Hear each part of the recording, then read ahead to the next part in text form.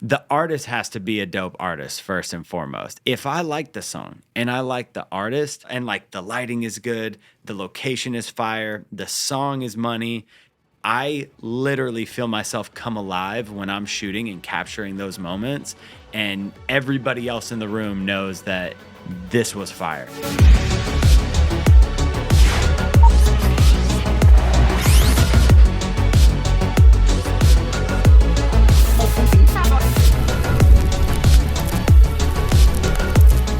Welcome back to another episode of the Rough Cut Club. I am your host, Joey Nicotra, here with my co-host, the one, the only, Mr. Shane Reitzammer. What's up, brother? How you doing? Man, great to be here. Excited to talk all things sets with you today. Careful, you got to really enunciate your words. Sets. We're talking sets. Sets talk. Maybe that's the title of the episode. Sets talk. Anyway, man, dude, great to be here. We are going to be talking about just the journey that we have had navigating through different film sets in our career, some of the ups, some of the downs, some of the things that we've learned, and some of the things that can hopefully better prepare our listeners to when they get on those type of projects, things that they can be prepared for in advance. Would you almost even say set expectations? Set expectations. That is a nice little double entendre pun you made there, sir. Yeah, I like that. I think this is a great one because I think I've gotten, like you probably gotten this question before, maybe a filmmaker's never been on a feature film set or a music video set. Sure. I remember my first of all those, right? Even wedding film, and you go, oh, what do I wear? Right? Well, It's one of the questions. Yeah, there's a lot of things to unpack for sure, and I think we'll dive into a couple of different types of sets that we have been on in our past, some of the things that we have learned, and then hopefully it can benefit one of our listeners on their journey as they go to that set for the first time. And I have to say that the what do I wear question is probably the number one question I've gotten asked as a producer from like a new, contractor coming in. It's always like, what do I wear? For a project, which is totally fair. It's a totally valid question. I still ask you that sometimes, bro. I'm Absolutely. like, hey, help me look cool. What do I wear, Joey? Not what you were thinking you should wear. Anything else? You look good today. You look great. Oh, good. Pass the test. Yeah. So, getting started, man, one of the benefits that I'll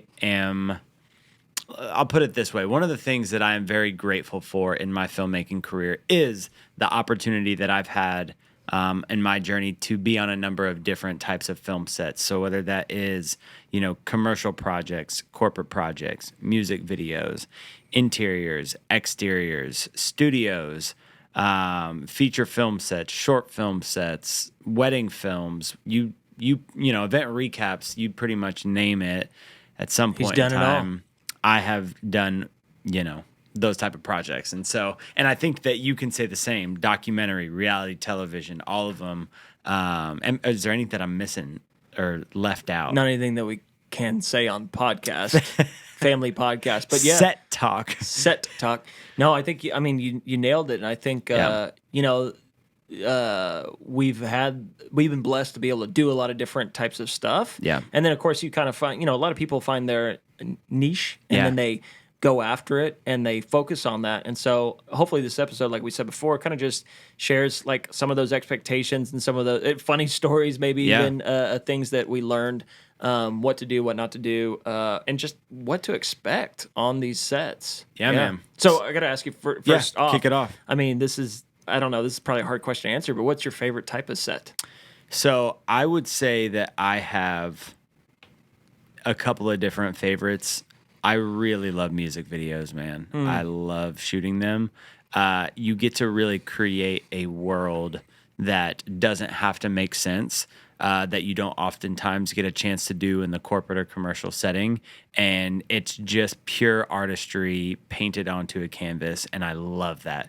Go ahead. I was going to say, if you've tuned in and listened to any of the other podcasts, you listen to Art First Business. I think music video sets are definitely heavy art sets, man. Oh, it is just a fun place because it's the client's usually an artist, right? Yep. Or even a label agency coming in. It's like art explosion. Yeah. Yeah. Yeah, and it's great because you get to push boundaries of your craft. You get to do things that you wouldn't normally do, and it's, there is, yes, like we want to make this look beautiful and whatnot, but there's so much more artistry on the back end that I feel like I come alive when I get to experience, that just makes music videos my favorite types of sets to be on.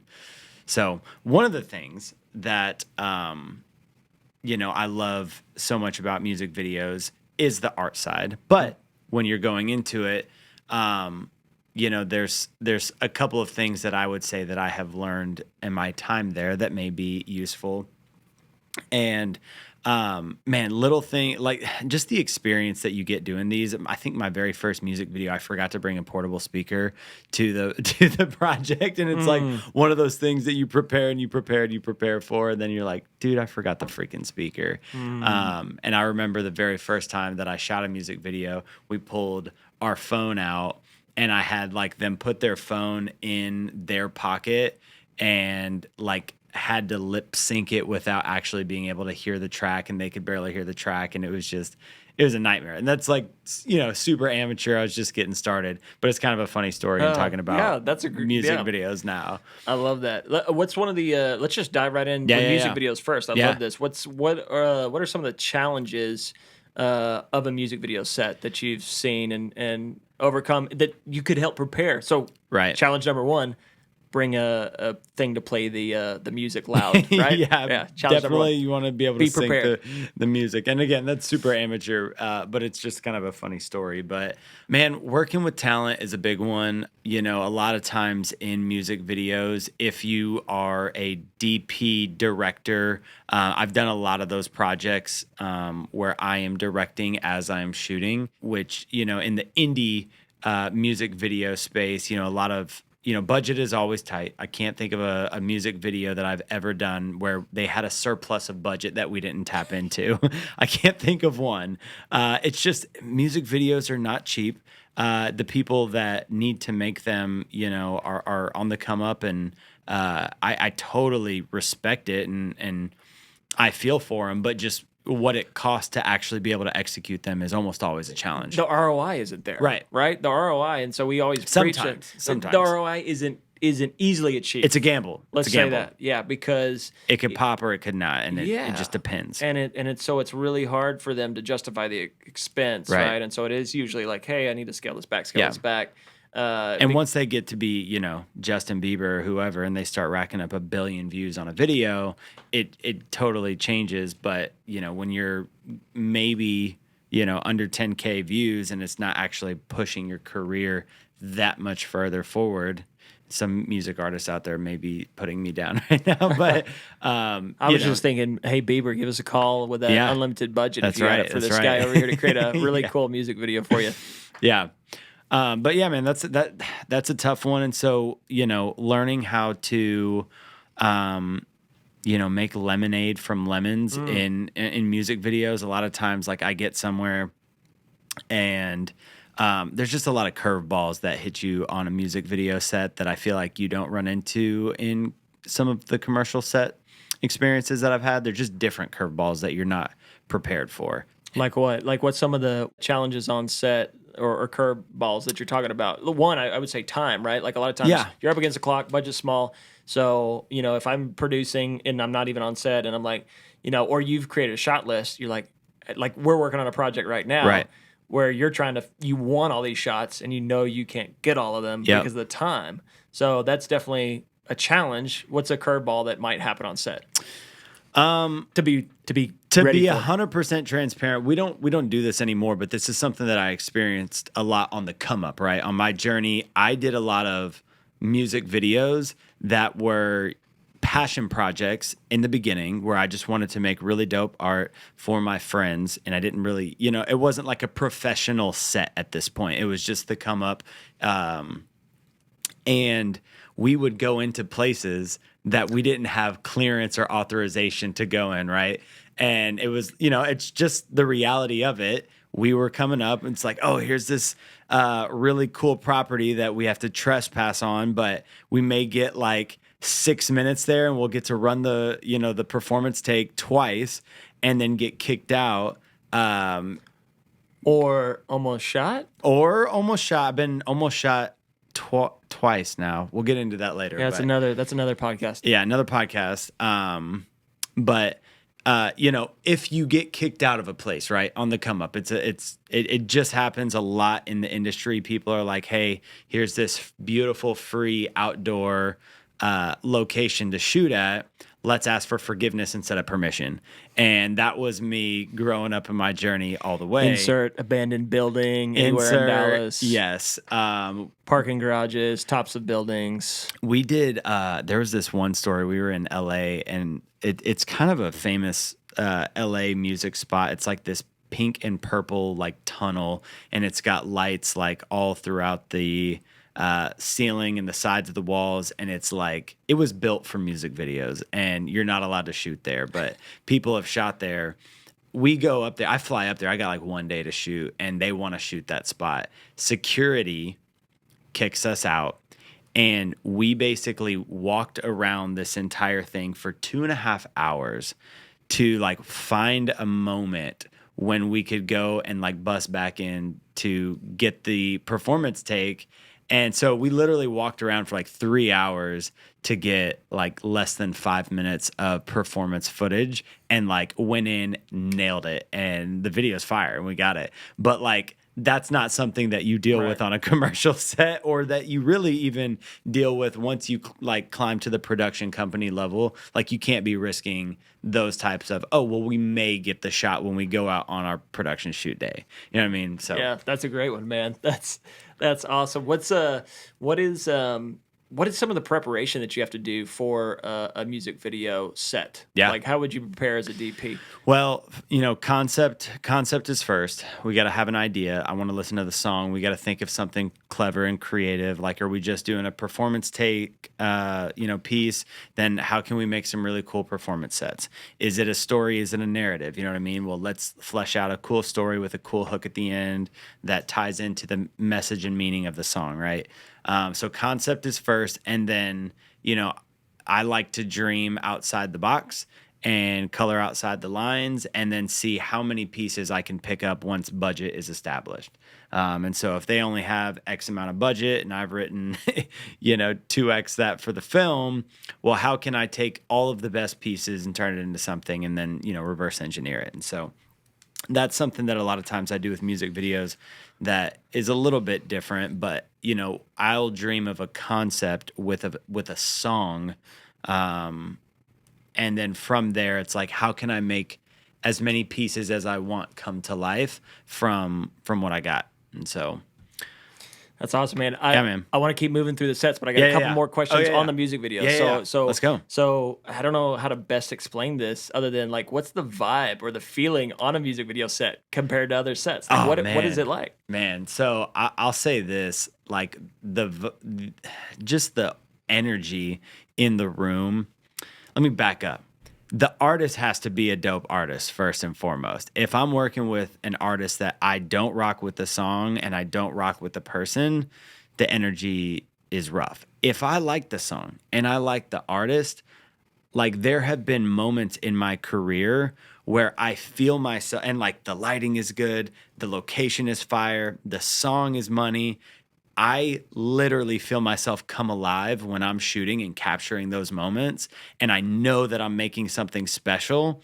Those are the moments when I'm like, dude, I am in the middle of an experience that I truly feel myself coming alive on, and the energy's great, the music is there, and everybody else in the room knows that this was fire, that it's the best. Yeah, that's awesome, man. I do feel like I've seen you come alive on those, you know what I mean? And I think, if you go follow Joey on Instagram, a little shout out here, but I've seen some of your BTS stuff, and it's like you genuinely are having some of the best fun. times of your life. Happy as heck. Yeah, and I love that. I love the energy of music videos, and it's almost art for art's sake, and that's why it's so fun. It's an artist coming together with more artists, creating a unique combination of art, visuals, and music, and it's a beautiful thing to watch. Yeah, so many days.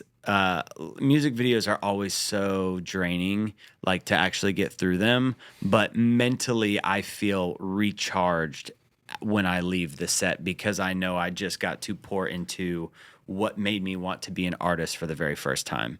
And so that's something that one of the reasons why I love them so much is because I feel filled up once I go home from work. So that's something that's really cool about those sets. I think let's end on, just for music videos, differences from other sets, right? And I think just from a like scheduling, like, because I'll schedule a lot of your shoots once you do your concepts, and I'll try to block it out for you, location, all that stuff. And it's like, you have, depending on the song and the concept, you have, this is very unique, you have performance takes, right? Where they're running through the entire song. And you might only be already they're running through a part of the song because you know exactly what part you want to play in the edit. So you have like these performance takes. Sometimes you have just like these B-roll, like candid, just artsy shots. And then my favorite is when we get to come in and create story. Right? We get to create a storyline. We've collaborated on several music video projects, and that's where we get to, like you said, it's like we create our own world. You know what I mean? And there are no boundaries. There's no rules. It's as big as you can dream. And what the artist will sign off on. But are there any other differences like on set?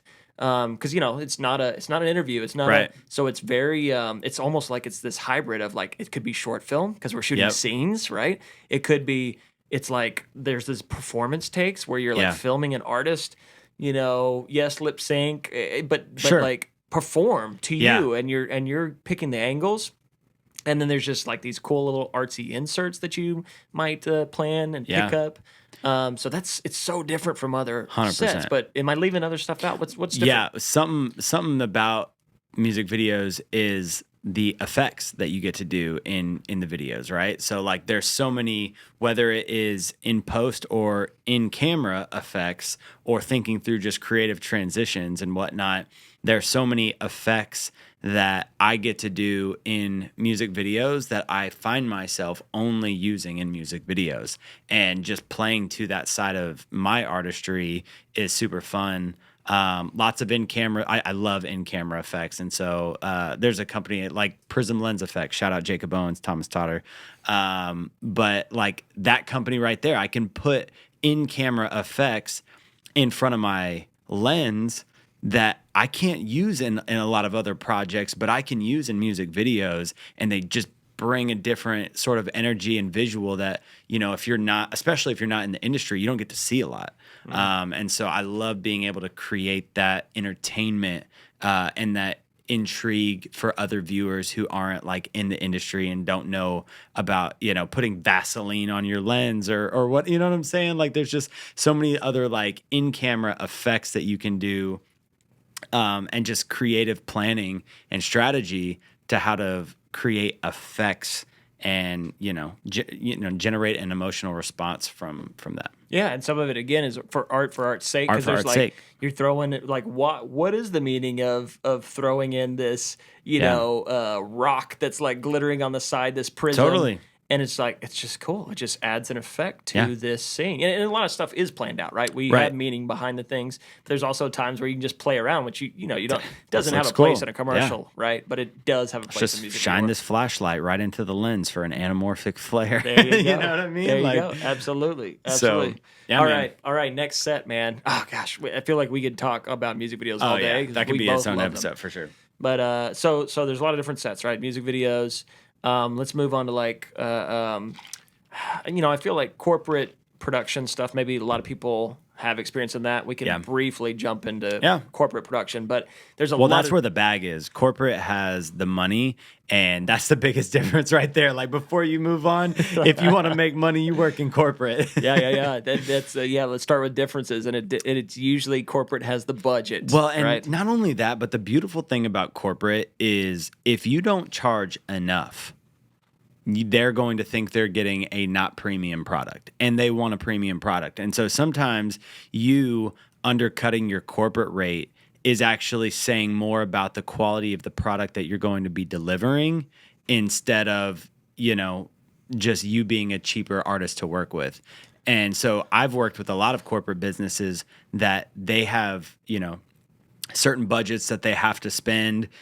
They want a certain premium product because their job is on the line, right? It's not art for art's sake. It's art for my job's sake. You know what I mean? ROI. And so I Yeah. love the corporate side because I like to see the cause and effect. I go, look, what is the win for you? How can we make that win? Yeah. How can we do it through the video? And then it's the Ferrari and the Honda Civic. They both can get you there, but one gets you there in a lot more style Right. and a lot faster, Yeah. right? And this one might take a long time to make back Yeah. that ROI, right? Right. So what do you want to invest in? Right. What can you invest in? Yeah. So I do want to say, even though yes, you like don't devalue, but corporations and companies. I've worked with some big companies. You're making that them have- money. that have had should be. like national brands that have had less money to spend on projects with us than like these small Right. companies that have trusted us, and they net even these nonprofits, which I'll lump into like kind of corporate. Sure. We made them millions of dollars Right. in returns on a collaboration of our Right. videos and their marketing and in-person events, fundraising, all that stuff Yeah. and ad campaigns, and it's like you got to put money in to make the money, Right. And so we say how many 2x 3x can we make this? So that's the beautiful thing. I feel like there is no ceiling on corporate. It's Yeah. like, what is the win for you? Is it $10 million? What are we selling? What are we raising money for? Right. Here is all of our creative ideas, whether we generate ourselves working with that agency. We love generating that strategy, right? And the story, and then the visuals and the creative. And here's how you can help execute it. And so I love that. If we're talking about differences from a producer standpoint, the imagination can go as high as your budget can Right. go. And if you're a big company or even some of these small ones, they understand the value Right. of investing Yeah. into it. And so Good. money in the corporate stuff, it allows for so much more of that growth in the art and the business Yeah. side of it, right? Money talks, baby. Money talks. So, before we jump on from it, Yep. let's talk about vibe and Yeah. experience. So here's the vibe of corporate sets is incredible. Here's the downside. Well, I'll say this. It depends on the type of corporate set, right? So I've done some corporate projects that, going back to being filled up at the end of the day, I've done some corporate projects where I'm like, dude, I just made a really tight video today. And then I've done some other soul-sucking videos that I come home and I was like, today was work, like work. And I had to really like fight through this. And so it depends on the range of corporate projects, but there are corporate projects that they really want that imagination and that creativity brought to their video. And it feels like commercial work even inside of a corporation where it's like I got to, it's not all just talking head and B-roll stuff. You know what I mean? Like Yeah. there's more creativity and planning involved in it. And so those are my favorite types of projects. And I actually, man, the thing that I love about corporate projects, there's a lot of testimonials involved in corporate work. And I do love meeting all of like the different people that I've gotten to interview over the years and like hear their stories. And I've learned so much about how to run my business better by meeting other people in business who are killing it, who they're telling their testimonies, and then I'm talking with them behind the camera. And so like value that's been directly given to me, even if I'm freaking doing a cooking thing, but like I leave there, I know how to cook something a little bit better at the end of the day. Like I have learned so many life skills and business skills working on corporate projects and going into all these different corporations. It takes me back to my eHow days when I was doing Yeah. editorial content, and we would do chefs, fitness instructors, tax CPA. Yeah. And same thing. You would just suck in all this knowledge, especially if you, like back then I was shooting, Right. editing, producing, doing all of it. And you would just take in all of this knowledge from them and then network, right? Like some of those people then turn into clients down the Yeah. road too. And then I turn into their clients Yeah. as well. So it's definitely a big network. But I want to say, compare and contrasting, like Right. let's say a music video set, right? Right. Totally different vibe, right? Right. And let's go back to the what do I wear question, right? Right. Like, I mean, music videos, you might be like, just wearing whatever you want. It's casual, relaxed. Could be. Depends on the set. And, music videos might be the set where afterwards you're popping open a cold one. Everybody's together. Right. Corporate commercial sets, it's business, right? And we like to have fun on our sets. Not Totally. that pop open a beer on our set, but No, afterwards. but there's the it is business, right? It's professional. We like to keep it fun. Experience is everything for not only our clients but our crew, and so we have a different way we do things on set, and I think that's why people enjoy. We have these companies wanting us to come back, but it definitely is a different level because there is so much money riding on the line, right? And that's like, we got to make our day. We got to make this video work. We got to make this project, what we've designed, come to life and get the ROI for the client. Yep. Because if we don't, so it's serious and intense. But again, like I said, we like to keep the experience fun. But I will say the vibe or the experience all around is a bit more of that professional, elevated. So again, you dress for the job. So it's a little, maybe we still wear our hats and scrubs, but just wear all black. It's a safe bet. Yeah. If you ever have that question, just wear all black, professional. Safe bet. Exactly. If it's a formal thing, don't wear a hat. If it's a wedding, don't wear a hat. Yeah. So at least a ball cap. Yep. Anyways, all right. So anything else to say on the corporate stuff before we move? Man, I feel like we could do a podcast on each of these individually. Let's go challenge. Let's go challenge real quick. So, because there's prep, challenge. So I don't think we have to really talk about prep as much, but challenge for what are some of the challenges that you might run into on a corporate set that you need to prepare for? So, there's a lot of factors involved, but, is this a corporate set that we're doing outside? Is it one that we're doing inside? There's just even those two alone are two totally different things. Is the client going to be good on camera, right? Like sometimes I have to coach some people really through the process on how to just not be awkward and talk with your hands and, stop drifting and looking at the person that's not, just off camera, right? So it depends on like the experience level of the person who I'm working with. It also depends on how prepared they are. It depends on, going back to the interior exterior thing. Like if we're working outside and it's right next to an airport, we may have planes that are killing our audio and it's just putting our day behind. That we couldn't prepare for. If it's indoors, maybe we don't even have access to the lighting of like a huge building, right? Where we can't kill the overheads. We got mixed lighting and now we got to shoot this interview in mixed lighting and it is what it is.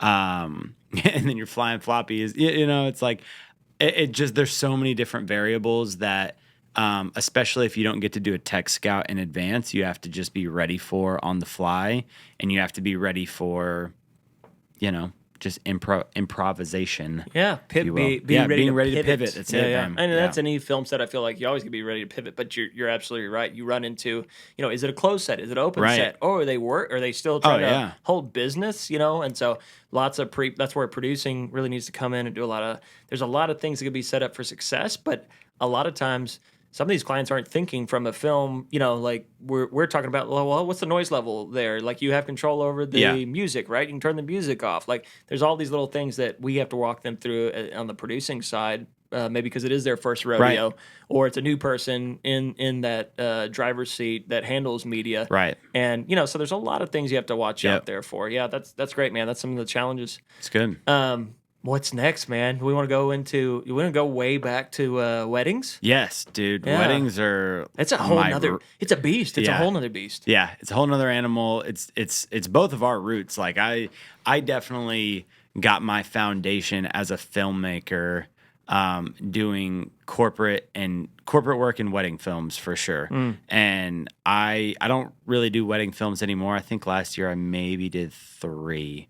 And one was for a friend, and one was like gave me a chance to go to Mexico and whatnot. So I think I did 3 last year, but I don't really do them anymore. He says that, but I need you to do a couple this year. That's a story. The art versus the business. Yeah. Back at it again. another discussion for another time. Another day. Anyway, that said, I probably shot, I don't know, maybe about 130 to 50 weddings. 150 weddings ballpark, maybe. Mm-hmm. Which is, it's a handful of them for sure. Yeah. And I definitely know my way around them. So Go ahead. set Yeah. my expectations. Yeah. So like if somebody's never shot a wedding before, but they're like, oh, but I've done corporate, Right. I've done music videos, I can do this. So set my expectations. So the thing with wedding videos, right, is every one of the people in the room around you, like this is a huge, huge day for them. You know, you do a corporate shoot and it's like, yeah, this is cool. Like we're spending a lot of money to make this project. But like this, like on a wedding film, you're working with somebody who they have dreamt about this day their whole life. They have all their family there, all their friends who are ready to go to war with anybody who makes their day slightly inconvenient, right? So there's a lot of like emotional pressure just riding on the day. And you have to, as a videographer, stay with that person more than anybody else that day. You and the photographer there are shoulder to shoulder with the bride and groom from the moment that you walk there to the moment that they leave. And nobody else, not even best man, maid of honor, mom, dad, the officiant, anybody can say that you spend more time with the bride and groom than anybody else. So part of your job is to make their experience for the day second to none. Like if you make a so-so wedding film for them, that is almost on the back burner of making sure that they have a great day. Because if you make an incredible wedding film at the expense of their day, they are not going to have a good, experience, so to speak, with their wedding videographer. And so you have to, I don't want to call it schmooze, but you have to really make their day special. And that's part of your creative job duties. And that's different than, working on another type of project for sure. So true, man. And it's so important. And when we're very careful. So we have Cinema Story Wedding Films, which Right. is the sister company of Cinema Story. And, we're very careful on training and cultivating that experience because we're all about that experience and quality, right? It's a dance between the two because you got to get the shot, but you also got to make sure that not only the bride and groom having a great time, but mom and dad aren't gonna kill you. The other vendors, the photographer. Yeah. I've had photographers. I remember I had a photographer elbow me out of the way in receptions, and you go, you know what? I got my shot. It's cool. And there's been. I remember one wedding we were working together. Drunk guest at the reception. I think tried to get in a fight with Joey, and Joey came over to me and was just like, I could tell on his face. I'm like, what's wrong? But he's like, I'm good. This guy was saying that, I'm like, all right, You made breathe, it sound man. worse than or No, not as bad as it actually was. He wasn't that. You weren't even that pumped up. But you were more just like, man, I needed a minute to cool off. I wanted to punch this dude. Yeah. But you go, experience is everything. Let's keep doing our job. Make sure everybody's respecting us as well. But but get the job done. So I want to say one different thing too is they determine the schedule. Yeah. So that's a huge thing. There might be. I love the brides that will consult with us. Usually, they get the photographer will kind of help them create their timeline or their planner if they have a planner, right? Or a combination. And in the higher end weddings, they'll bring us in and help consult with us to hey, let's plan out some moments where we're gonna spend time and make some really cinematic, artsy stuff. So with them making the schedule, it's just a hurry up and a wait. Totally. And a hurry up and a wait. And then the dress goes on, and then it's hurry up. Everything is going fast. Yeah. And next thing you know, it's the exit. You're sweating. You're so tired. Maybe you got to eat dinner, and you slammed a bottle of water. Yeah. And you're like, it's over. Yeah. And you've been there for 8 to 10 hours. That's another thing we should say too. It's a really long day on your feet with no breaks, than you potentially get a dinner break. Yeah. You should. Let me just say, you 100% should get a dinner break to sit down when the guests are eating. You should be eating. So that's some big difference. There's so many more, right? There's so many more. Yeah, obviously, attire on this one. Totally. You want to dress to appropriately to the occasion. Yeah. And then gear. Yeah. Right. That's a whole other thing. So setting expectations for that, you need the guerrilla style, fast and ready type gear that you can quickly. You don't have time to break out a Dana dolly, right? Right, You know what I mean? right. And unless you're doing a really high end wedding and you're doing a bunch of, Yeah. you got a bunch of crew members and you can do that, right? We're talking, the They want their 15 day to feel like a production. 20K, Right. Yeah. wedding film. That's what we're talking about there. But so you got to be fast. And Yeah. we talked about glide cams and stuff. It's got to be like, how can I move quickly through the day and capture Right. all of it in a high quality way? Yeah. Right. And finally, another difference is knowing when to direct. Right. Right. And the comfort level of these aren't actors, these aren't Right. models. Knowing the comfort, and so, some of this can be done in pre-pro. We do that in Yeah. the wedding film design survey, but it's like, how comfortable are they? And then you have to be assertive and get in and say, hey, that moment when you were doing that, can you do that again real quick? But I want you to like turn this way because the light's coming through the window. Right. Trust me, it's gonna look awesome. Right. And helping them feel confident. That's the big thing I remember is like building their confidence up. Yeah. Sometimes we'd show them the back of the camera and be like, look at that's all it takes. You show them once and they're like, oh my gosh, this is then anything you tell them, Right. They trust you the rest of the day. Man, the other thing too that provided so much value to me getting started is you really learn how to anticipate the moment that you need because you can't get it again. And you learn through hopefully less failures and trials and tribulations. But, when I was first getting started and the bride was walking down the aisle, I was set up in a way that, oh, yeah, it looked great. But I didn't realize that part of the process was everyone is going to stand up as soon as she gets to, where she needs to be. And then I don't have a shot anymore. And so it's like learning the little intricacies of how to anticipate, maybe your shot's great right now, but something is about to happen or happens, most of the time to where I actually need to be somewhere else just for the safety of getting the shot that only happens once. And so you learn how to move really quickly. You're strategically thinking ahead the whole time. As a lead, you are delegating and directing somebody else to get what you can't get or what makes your life easier. And you got to trust that person. It's not like I'm on another set where I can kind of oversee a B cam operator and whatnot. It's like, hey, you go cover the dudes and you better do a dang good job. And you prepare them in advance, but I learned how to be so much more quick and efficient on commercial sets by the hours and time that I spent putting in on wedding films, for sure. So much to dive into with the wedding films. I think it might be a future episode where we just unpack it for people that are interested in that. It's a great industry. It's a very creative industry, but it is a totally different animal. Yep. And I would say it's self-driven people as well, right? Totally. It's not a set you're showing up and you have to know what you do, how to do it, and like you said, learn quick, be thinking ahead, and think for the edit. Especially if you're the one editing it, if you're the company that's editing it. Think for the edit. How are these pieces? You got her walking down the aisle, but did you get anybody's reaction? Did you get his reaction? Like, have you planned out those shots? Like, think about all the things and think from the couple's perspective. Yeah, right. Man, that's huge. Yeah, it's so thinking big. from them, because corporate, you're like, hey, I know the ROI, I know what we got to execute here to make this. The wedding, you're like, I got to think about like what they're going to want to remember. Yeah. So, I really want to go get this really beautiful drone shot of the sunset because it's so artistic with the venue. But you know what? Grandma is having a moment with the bride 100%. right now. That sunset doesn't even hold matter. a candle, man. No. And that's something. So I actually made the mistake of editing my own wedding film.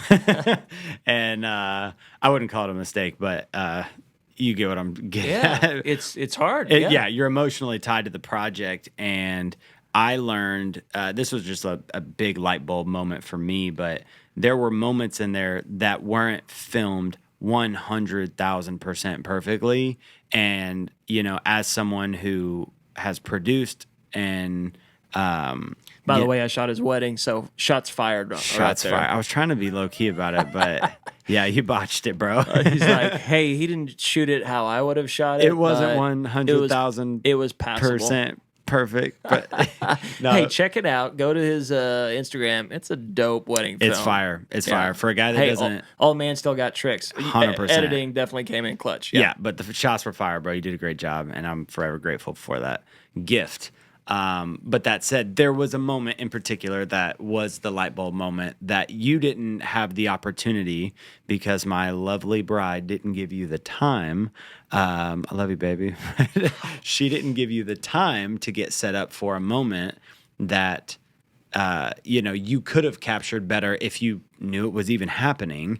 But the moment was so special, and the camera was like super shaky, and I was like, I don't care that this is filmed like like super shaky footage. It didn't matter. Subpar is what he's trying to say. The camera started rolling in the middle of the moment. It was like you really didn't have a chance to get even set up for the shot. Oh, always be ready too, because some things Stay ready. You got to get ready. Yeah, some of those moments just start happening. Oh, like yeah. I walked up on that, right? That wasn't planned or at least discussed in the timeline, and it was like, oh, what? It's happening. Gotta right get now. this right. Yeah, but go back to your point. You wanted to use it, right? But back to So I when I saw that footage, I was like, dude, this is so special. It's not filmed, like, all right, I'm beating around the bush right now. It wasn't filmed great because he didn't have a chance to set up for it, but it had nothing to do with him as an operator. It had to do with my wife, and I love you, baby, but no. Put the blame on the operator. Don't You're put right. it on your wife. Dude, my wife. Yeah, it's me. You screwed up royally. She didn't do a dang thing. That's right. Anyway, no, it's Key all to good. marriage. The whole point of this is to say that the moment mattered more than the quality of the shot. There it is. And that's it. And there it is.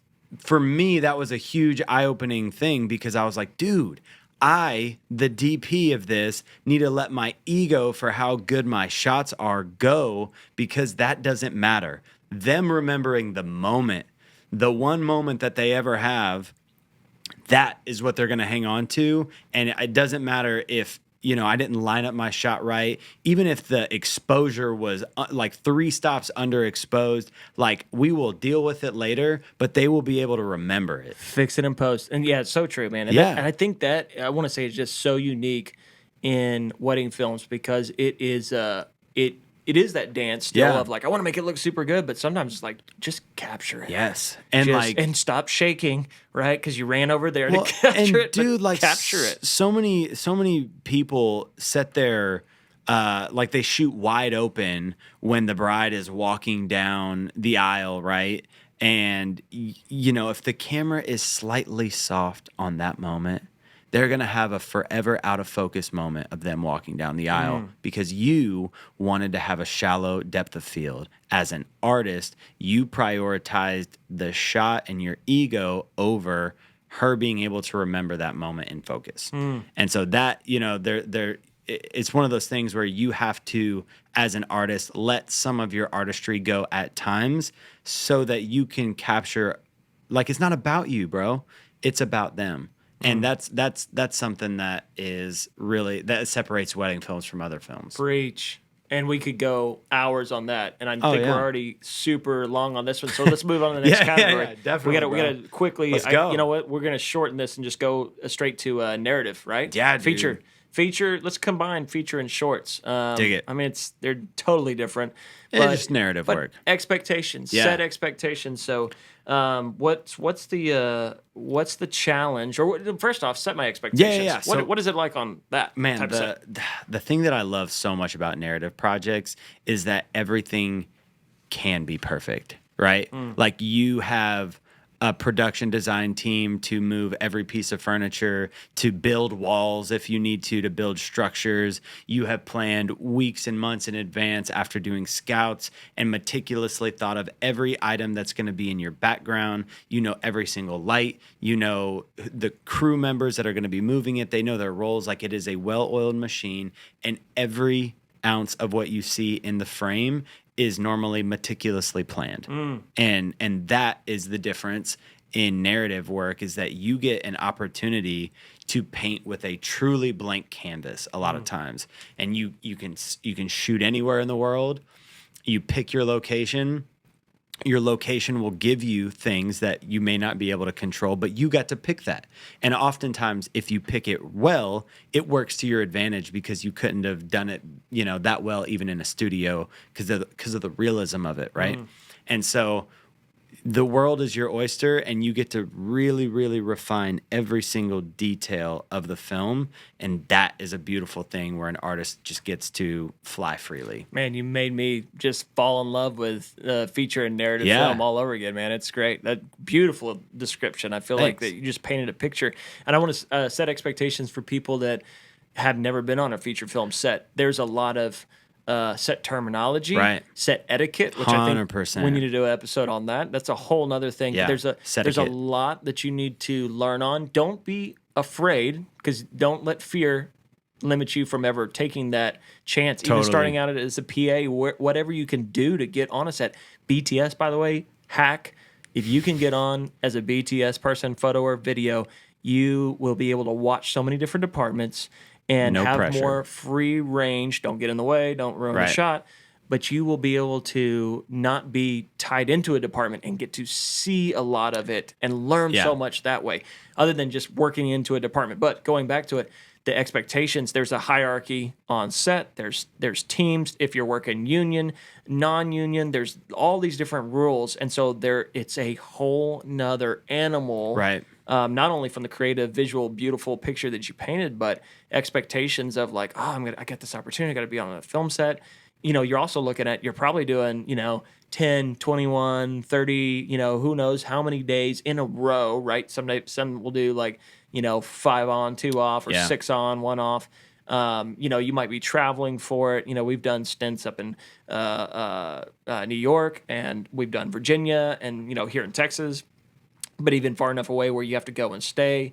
So there's a lot of different expectations that is very exciting too, and it's a totally different ecosystem that you're going to be living in, right? Than working with, obviously, weddings or Right. a corporate client, and you're trying to get this ROI. Right. You're creating a world Yeah. together, and there's this ecosystem in the Yeah. world behind the scenes that's making it come together. Right. Well, one of the things when I went and got on my very first big budgeted narrative project, and I just saw every single person who had their individual function, and they were experts at that, at their one thing, doing it at a higher degree than I had ever seen before. I was like, eyes wide open, like, this is so intimidating. Like, I remember being like, how am I ever going to be able to do this? And I got my first opportunity being the behind the scenes guy, which was an incredible experience for a number of reasons. But I got to be a sponge and just absorb. Like, for days and days, I was like, this is how these things flow. And there is an order of operations, and it just opened my eyes to all the different roles out there, how things happen and unfold.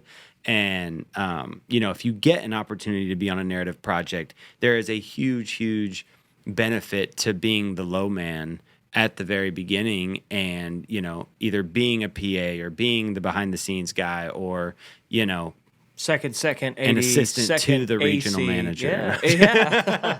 Na, na, na, na, na, na. Insert. But no, seriously, there's a huge benefit to just having being, in charge of crafty. That is, yeah, I you get to just see how stuff works, and that is half the battle on narrative for sure. Absolutely. And the vibe and the experience, if we just Second to none. Yeah. Other than maybe the music videos sets, right? Yeah. But they're both I think so fulfilling, right? Yeah, well, and you can get that the narrative vibe on bigger budgeted music video productions when you have an entire crew and it's structured like a narrative film. But the thing about when you're making a movie, if you love making films, you come alive to a different degree when you step onto a feature film set, because you're seeing, audio have this whole truck that, you're like, wait, I'm used to using a boom mic and a Zoom recorder. And it's like, no, bro, audio has their truck, grip has their truck, camera has their truck, makeup has their truck. and they're building sometimes, you know what I mean? Like we had 80 extras or something. They had multiple buildings just for the MUAs to get, people at prop department. Like there's just so many different things that take place on like a narrative film set that when you do it to a high degree, you're like, I'm stepping into another dimension that doesn't feel anything else like Earth. Like it's super cool. Yeah, and you like you said, like, they are an expert at one thing. They get to focus on one thing, which is great, which is really great. And where we came from a background of being expert, having no one man band, a lot of things, right? Which is good too. But it's such a relief to be like, oh, I don't have to, like, the weddings again, or corporate, some small budget corporate. Like, I'm video, audio, and lighting, right? The one man band stuff, producer and director and post production, all in one. And I will say, accounting. You guys that can do that are worth your weight in gold, because you are helpful on those sets. Because you understand those different swim lanes, right? And if somebody drowns, you can also jump in and swim in that lane if you have to, or help save that person. Well, and having an idea too of just like to your point, the different challenges that other people on set go through, that especially when you're a director or DP, that some of the things that you're asking for come at a cost for somebody else, right? Like when I do a super, super wide shot, I know that audio can't boom in the shot. And it's like, if I'm doing a wide shot, audio is going to come, we're going to have a conversation. And it's okay. Like they just have to make certain preparations that if I don't tell them that in advance, maybe they're not set up for X amount of people, right? Like the 8 people that they've had boom, you know what I'm saying? It's just, and normally they'll have a lav on them, but it's just making sure that audio is ready in that moment, or that G&E is ready, or even me and the director know that, like, when you make this call, this is the result. Like these are the repercussions of this call, And so just having a background in the different roles will help you be able to do your role better for other people. Yeah, that's good. I don't even know if we have time to jump into documentary and reality. They are definitely different, but similar in a lot of ways to other sets. But I want to say this one thing that I found interesting. It was at the Denton Black Film Festival that we were at, and one of our short documentary shorts won Best Texas Documentary short film, which was awesome. But somebody on stage said short film, Best Texas Documentary Short Film. Oh, okay. Yeah, no, not short film. Sorry, Best Texas Documentary Film. Yeah, I was like, short film. What are you talking about? I don't know. Yeah, I need more sleep. So the presenter on stage said, in feature films, the director is God, but in documentaries, God is the director. And I was like, first I was like, what? Oh, beautiful. Because in documentaries, the story, right, writes itself. Yeah. Okay. I mean, there's a lot of there's treatment. There's That's don't get me wrong, man. tons of pre-pro that's got to go into it, right? But a lot of times, and this is a big difference from feature and documentary, you think you know what the story is. You know who you want to interview. You know some of the pieces you're going to put together. You're doing it, and you find out more of the story, and you start going down different paths. And documentaries, a lot of times, are over a long period of time, right? Because I want to tell maybe an extended story. Depends on the documentary. Some could be, a shorter 7 to 14 day run. Sometimes it's like, oh, we're going to be filming over this entire year, right? Or 2 or 3 years, 5 years. There's, long documentaries that have, are still going on. The feature films, usually, setting your expectations, you're going to be on it for the 10, 21, 30, who knows, 45, whatever the run is to get the feature done. And they sometimes they'll break it up into two runs as well, right? But documentaries, you're looking at a long process spread over a lot of different days. And the story, again, it's a lot of unknowns too, right? You do get to control, here's, depending on the documentary and the budget and how much time you have, you get to control everything in the scene to some extent, but there's a lot of unknowns. How is this character going to be on camera? Right. What is he or she going to say on camera, right? What is the... certain legalities, too. Of, repercussions of what they say. Exactly. Yeah. Finding out the truth in the documentary, right? Cinema verite. And so that I love documentary. Yeah. Man, because there is... I love...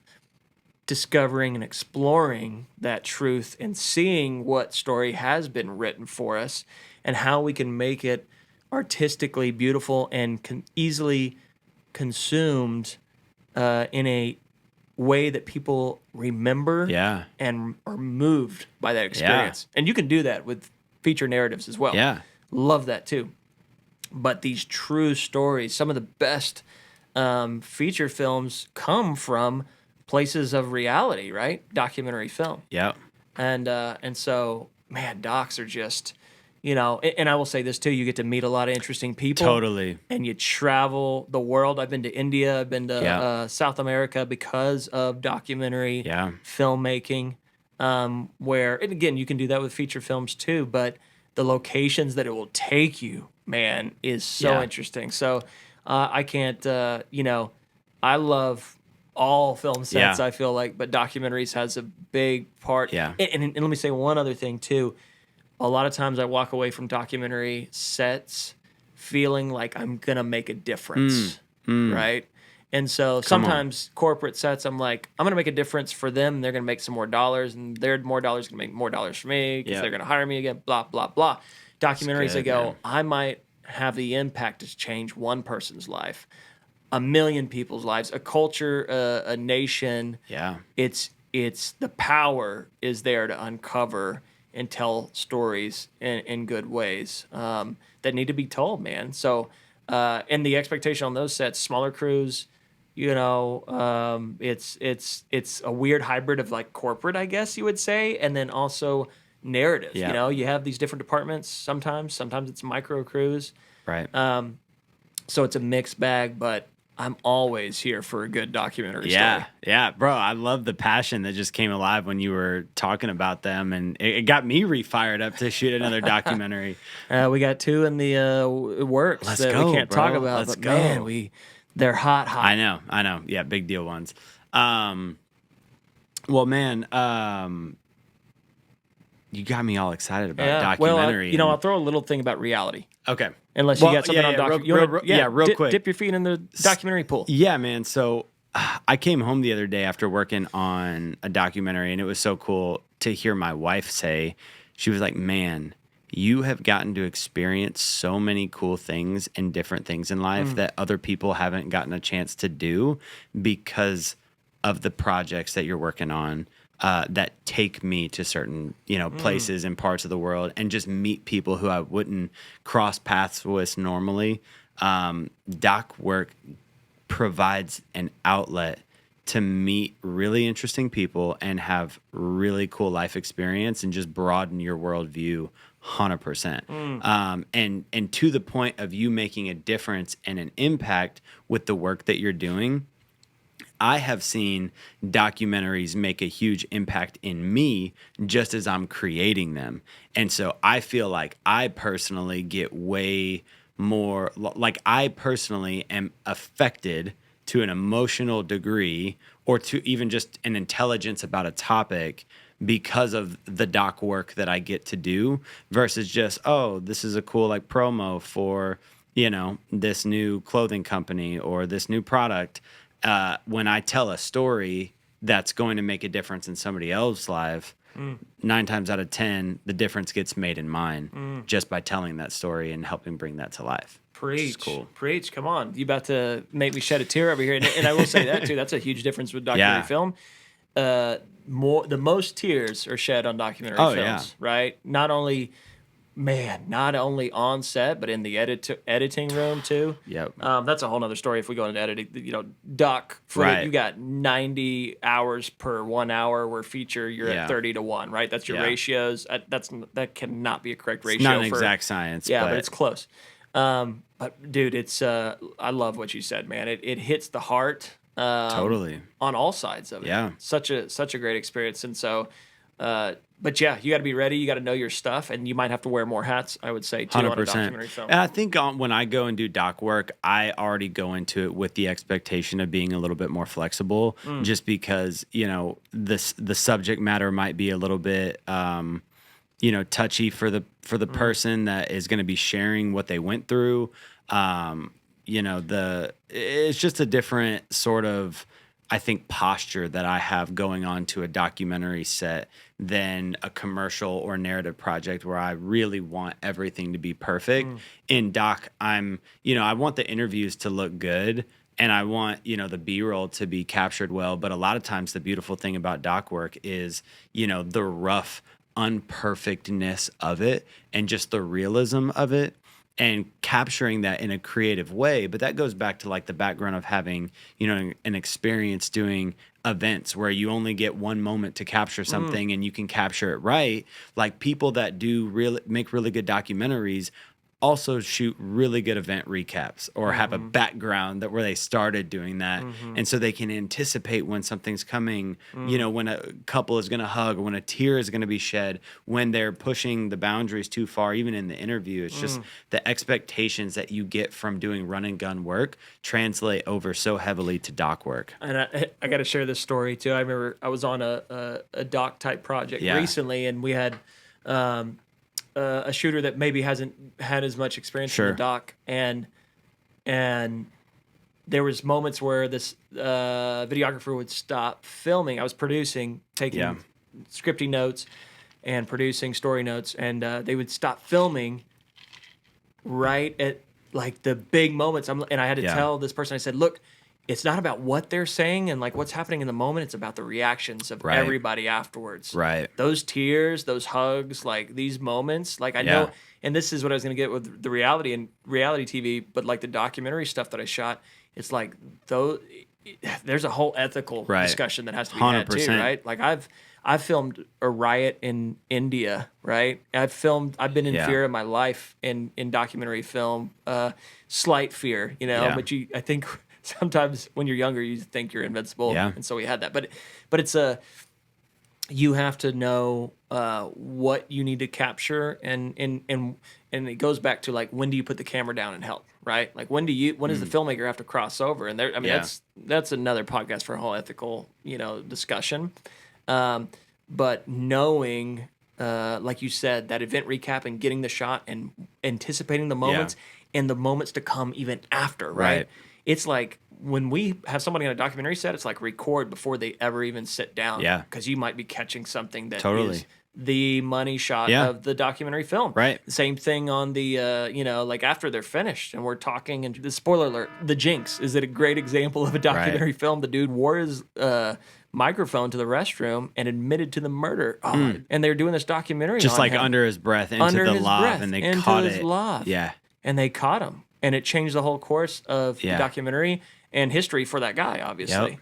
And so, I mean, obviously that's an extreme example, and I totally ruined it for people, because people are going to hate me if they haven't seen The Jinx. Man, it's hilarious to me that we tried to cover like a high-level view of every part of the film industry in one podcast. I know, we're way over time. I think we there's so much more to go. Oh my gosh. I know. I think this was great, bro. Yeah. Is there any other like sets that you can think of before we wrap this out that you feel like just like quick ones? Or briefly, just reality TV, man. I just want to say like it's not real. Yeah, well, that's what I was gonna literally say. So I love the direction of reality TV. We'll call it now. It is more like the docuseries. I love that. Right. Yeah. Formula One. If you've seen that, like my friend got me. I'm like, I don't care about racing. You watch it and you start caring about racing, because it's like the story brings you into it, okay? So, like, that's different. But reality TV, it's contrived, and it feels contrived. And when you're on that set, it's called producer beats, right? And you're like, hey, wait, pause. Everybody, let's get them over here. And, like, so it's forced, right? And it's, it's interesting. But it has its place, too, right? There are a lot of people that enjoy that content. I'm not going to lie. I get sucked in with my wife. We watch a lot of reality. Say it. What do you watch? She was making me watch The Bachelor for a while. Bing, bing, bing, bing, bing. We haven't watched it in a while, thank the Lord. But we do watch like that 90 Day Fiance, Married at First Sight, Love Is Blind. Bro, she gets on that, and we will crush the whole series. So I will say, it's You're interesting, bro. My brain is mush, but it is there is an interesting value to be learned from those types of things where they are starting to try to mix in cinematography and storytelling, but it's all these producer beats and contrived moments, right? And so, my limited experience I did reality, but it was more of a docu style, so I can't speak to the really staged. Right. But it is a mixture of what I've done is a mixture of documentary and event recap. That's been my experience too, where there is an element of the reality of it. Right. You know what I mean? And it almost feels documentarian in nature, but it's like stuff that has been staged and set up for a specific real moment to be captured. Right. And because of the budgets usually and the speed on it, it feels forced, it feels rushed, and it's usually not, you don't have the time to be cinematic. Right. And so, works in like a really docu-series type feel, but if you're doing, then you just get these depends really on the structure looking, of the doc, man. There's so many different, or the reality television show. It just lots so of expectations on that. Be ready to be surprised that this is all fake. Yeah. If you don't already know that, lots of reality Spoiler TV. alert. Spoiler alert. Reality isn't real. It's producer beat. It's driven, and it's there's a lot of setup. Moments. So. Man, I think we've covered down. A high level view on all of them for sure. I want to dive deeper into some of these. We're gonna have to do a breakout episode. We'll do a pickup episode on some of these for sure, man. Awesome. Well, bro, thank you so much for all of the value that you provided on this set. That I really was I forgot we were even doing a podcast for a second. I was just listening to your stories, but so yeah, thank you again for your time. But for our listeners out there, do me a favor, if you can, be sure to get connected with us on social media for sure at the Rough Cut Club. We want to stay in touch with you guys. Shoot us DMs, get involved in the comment section. We want to stay connected and actually have one-on-one conversations with y'all. If you're watching on YouTube, like and subscribe. We want to stay in touch. And then lastly, if you could leave a review on whatever podcast platform you are listening to, that will help us continue to take this further than we currently have. So yeah. And it is always okay to ask what to wear. Always okay to ask. I don't want to discourage that. I feel like, it's a good question. It is a good question. Yeah, but, dress for the job. So Joey and Shane, Mr. What to Wear Reitzammer, signing off on another episode of Clothes. the Rough Cut Wear Club. clothes. Wear something.